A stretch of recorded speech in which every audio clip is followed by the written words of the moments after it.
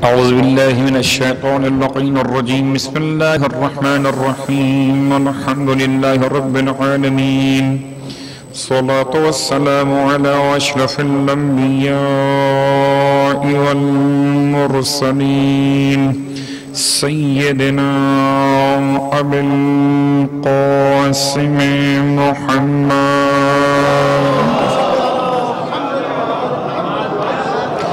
وقضى أهل بيته الطيبين الطاهرين واللعنة الدائمة على قضائهم أجمعين. أما بعد، فقد قال رسول الله صلى الله عليه وآله وسلم: زينوا مجالسكم بذكر علي بن أبي طالب فإن ذكره ذكري وذكري ذكر الله وذكر الله عبادا.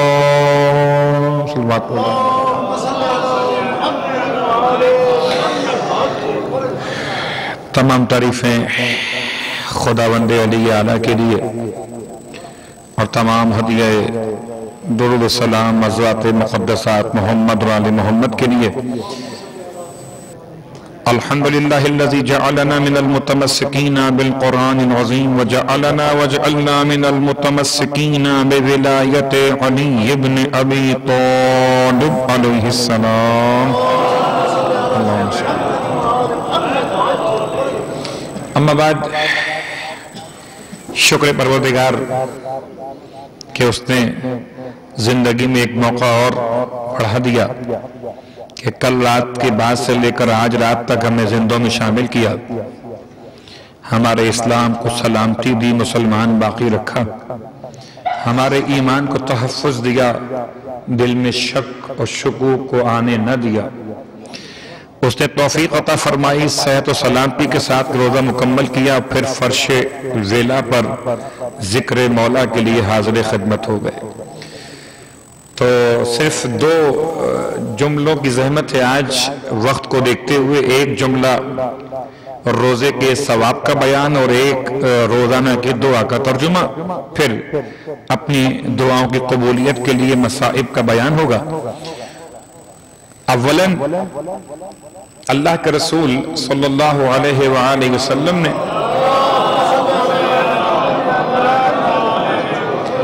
ہر دن کے ثواب روزہ کو الگ الگ بیان کیا.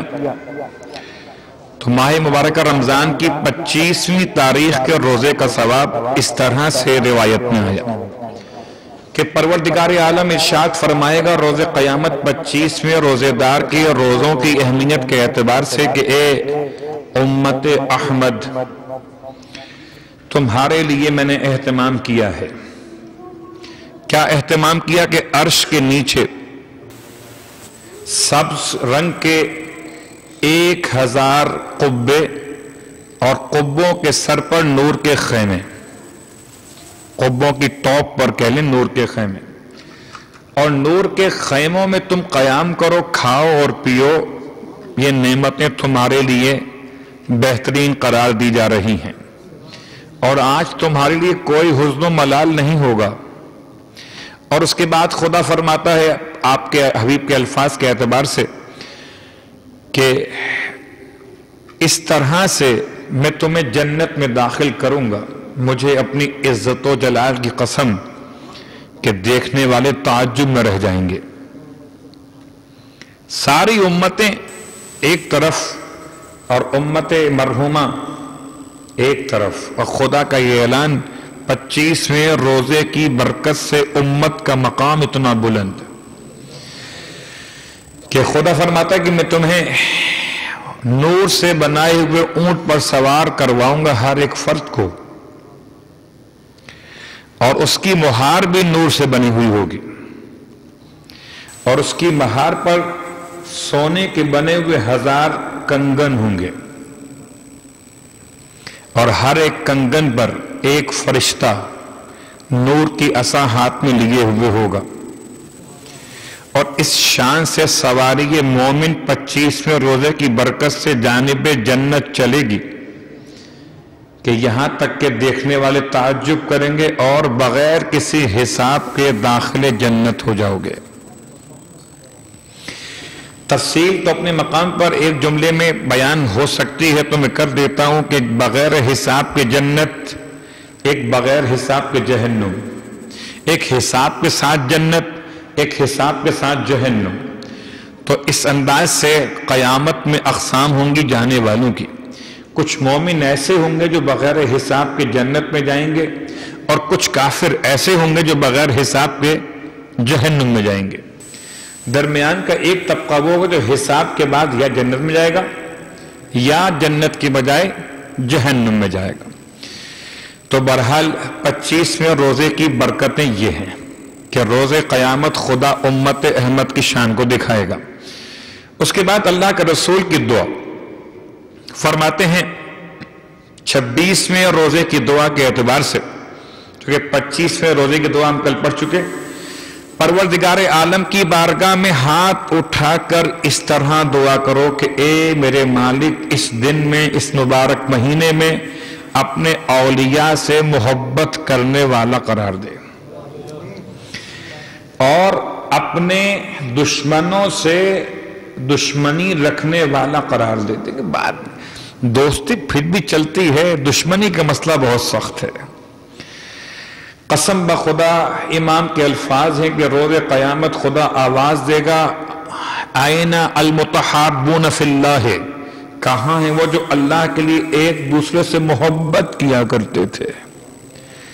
یہ مسجد میں مومنین کا جمع ہونا، افطار کے وقت پر آنا، کہ اعمال میں آنا، ایک دوسرے کا خیال رکھنا، کوئی ذاتی مفاد نہ ہو، رشتے کے صلہ رحمی کا عنوان نہ ہو، من حیث مومن کے اللہ کے لیے میں ایک مومن سے محبت کر رہا ہوں۔ اور اسی انداز سے کافر کتنا اچھا ہی کیوں نہ ہو، مگر چونکہ خدا کا دشمن ہے تو میں کافر کو اپنا دوست نہیں بنا سکتا۔ تو اللہ کے لیے محبت اور اللہ کے لیے دشمنی۔ پروردگار میں تجھ سے سوال کرتا ہوں کہ تو مجھے اپنے اولیاء سے محبت کرنے والا بنا دے اور اپنے اعداء سے دشمنی کرنے والا بنا دے۔ اور اس کے بعد اللہ کے رسول کی دعا کا تیسرا جملہ، اور اے پروردگار مجھے توفیق عطا فرما کہ میں خاتم الانبیاء کی سنت پر چلوں۔ ہم سب کو دعا کرنی چاہیے سنت پر چلیں۔ عام طور پر سنت کا خیال کرتے ہوئے لوگ سمجھتے ہیں شاید مذہب تشیع کا سنت سے کیا تعلق، حالانکہ سنت پر جتنے بڑے عامل عمل گزار شیعان آل محمد علیہ السلام ہیں، اتنا کوئی کیا ہو سکے گا۔ سنت پر عمل کرنے کی دعا مانگیے کہ پروردگار ہمیں سنت خاتم الانبیاء پر عمل کرنے کی توفیق عطا فرما۔ کون پروردگار؟ اے وہ جو انبیاء کے دلوں کی نگہداری کرتا ہے، یہ عاصمہ قلوب النبیین۔ ٹھیک، دعا کا ترجمہ بھی ہو گیا اور روزے کا ثواب بھی آ گیا، اور اب صرف مصائب کے 2-3 جملے کہ بہرحال آنکھوں میں جب تک آنسو نہ آئیں، رقت قلب نہ ہو، تب تک دعاؤں میں اثر اتنا نہیں ہوتا جتنا ہونا چاہیے۔ اور ہماری تو پہچان ہے، کوئی قوم ایسی کہاں ہوگی، بہت غور کیجئے گا، جو زیادہ روتا ہے اس کی زندگی کم ہو جاتی ہے، لیکن یہ مولا پہ رونے کی برکت نہیں تو اور کیا ہے کہ اس قوم کی زندگی بڑھتی ہی جا رہی ہے۔ دنیا مارنا چاہتی ہے اور غم حسین کے آنسو ایسے بچا کے لیے جاتے ہیں کہ جتنا روتے ہمیں توانائی ملتی ہے۔ آپ سوچئے گا، ایک جملہ سوچئے گا، اگر کوئی یتیم اپنے باپ کو رو رہا ہو تو روتے روتے تھک کر پانی پیتا ہے۔ کبھی آپ نے دیکھا کوئی مجلس میں روتا ہو کوئی پانی پیا کر؟ ایسا لگتا ہے جیسے مجلس میں رونے کے بعد توانائی ختم نہیں ہوئی بلکہ توانائی گین ہوئی ہے، توانائی حاصل ہوئی ہے۔ اور واقعاً یہ وہ وقت تھا جب کہ شہزادی کونین نے اپنے بابا سے سوال کیا تھا، بابا جب وقت شہادت حسین کا آئے گا تو آپ تو رہیں گے نا؟ اور اللہ کا رسول نے سر جھکا کے فرمایا، بیٹی وقت شہادت حسین میں نہ رہوں گا۔ اب ماں کا دل اتنا بے چین ہوا، پھر تڑپ کے سوال کیا بابا اچھا یہ تو بتا دیجئے کہ ابو الحسن تو رہیں گے نا اس وقت؟ فرمایا بیٹی علی مرتضی بھی نہ رہیں گے جب زمانہ شہادت ہوگا۔ ماں کا دل اتنا بےتاب ہوا، تڑپ کر رونے لگی، بابا میں تو اپنے بیٹے کے پاس موجود رہوں گی نا۔ فرمایا اللہ کے رسول نے بیٹی فاطمہ زہرا تم بھی نہ رہو گی۔ پھر پوچھتی ہے بابا اچھا مجتبیٰ تو ساتھ میں کم از کم ہوں گے نا؟ فرمایا بیٹی مجتبیٰ بھی دنیا میں نہ رہیں گے۔ ایک مرتبہ سیدہ نے دونوں ہاتھ پھیلا کے فرمایا بابا اتنا تو بتا دیجئے جب کوئی نہ رہے گا تو میرے بیٹے پہ روئے گا کون؟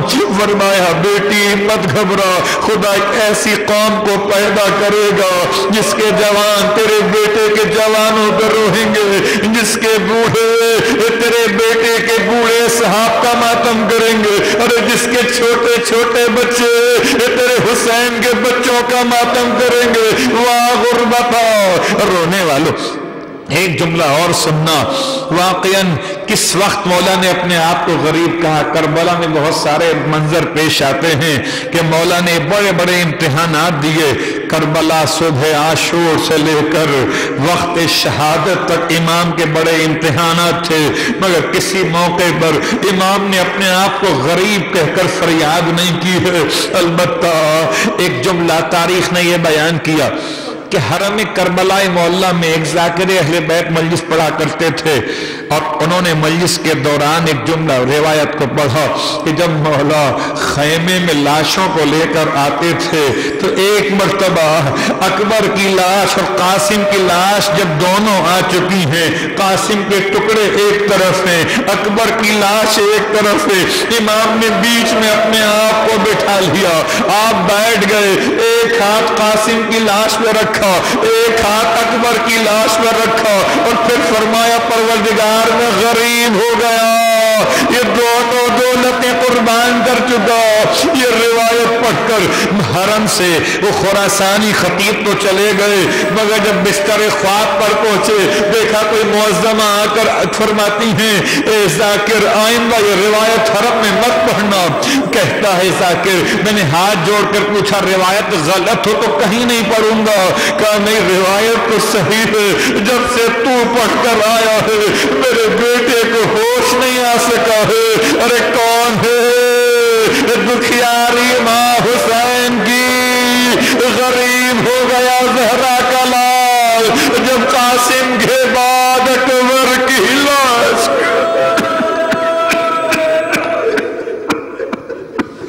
اللہ ولعنت اللہ علی القوم الظالمین وَسَيَعْلَمُ الَّذِينَ ظَلَمُوا أَيَّ مُنْقَلَبٍ يَنْقَلِبُونَ۔ بار اللہ واسطہ محمد و آل محمد کا ہماری اس عبادت کو اپنی بارگاہ میں قبول و مقبول فرما۔ بار اللہ واسطہ محمد و آل محمد کا پروردگار ان دونوں شہادتوں کا واسطہ، امام کے غربت اور امام کے روز مصائب عاشور کا واسطہ تمام تر مانگنے والوں کی مشکلات کو دور فرما دے۔ یہ پردیس میں رہنے والے مختلف حالات کا شکار رہتے ہیں مالک ان کی حفاظت فرما دے، ان کے روزگار میں وسعت و برکت عنایت فرما دے، ان کے اہل خاندان پر بھی اپنی رحمتیں برکتیں نازل فرما دے۔ پروردگار واسطہ محمد و آل محمد کا کوئی غم نہ دے سوائے غم آل رسول کے۔ پروردگار واسطہ محمد و آل محمد کا مولا کی محبت کے ساتھ زندگی عطا فرما، مولا کی محبت پر بہت عطا فرما، اور قیامت میں مولا کی محبت میں مولا کے ساتھ محشور فرما دے۔ امام زمانہ علیہ السلام کے ظہور میں تعجیل فرما۔ ایک مرتبہ سورہ الحمد و 3 مرتبہ سورہ اخلاص کی التماس سے آج کی افطاری بندے خدا کی جانب سے رہی تھی، ان کے مرحومین کو یاد فرما دیجئے، اپنے اپنے مرحومین شہدائے ملت جعفریہ کے لیے، اور 3 مرحوم ایسے جن کے لیے نماز وحشت قبر کی التماس ہے، ایک ہی نماز تینوں کے لیے کافی ہوگی، ان کے لیے سورہ فاتحہ میں نام شامل کر لیجئے۔ مرحومہ سکینہ بی بی بنت سید محمد جعفر، مرحوم شبیر حسین منہاس ذاکر اہل بیت، اور مرحوم شبیر حسین ابن حسن علی، ان تمام کو یاد کرتے ہوئے اپنے اپنے مرحومین کے لیے رحم اللہ من قرأ الفاتحہ۔ بسم اللہ الرحمن الرحیم۔ الحمد لله رب العالمين الرحمن الرحيم مالك يوم الدين إياك نعبد وإياك نستعين اهدنا الصراط المستقيم صراط الذين أنعمت عليهم غير المغضوب عليهم ولا الضالين بسم الله الرحمن الرحيم قل هو الله الناس بسم الله الرحمن الرحيم قل هو الله الناس بسم الله الرحمن الرحيم قل هو الله الناس دو دن کی نماز قضائے عمری انشاءاللہ انجام پائے گی. آپ سے شرکت کی معدم التماس ہے. ربنا تقبل منا انکا انت السمیع العلیم بجائے محمد وآلہ المعصومین.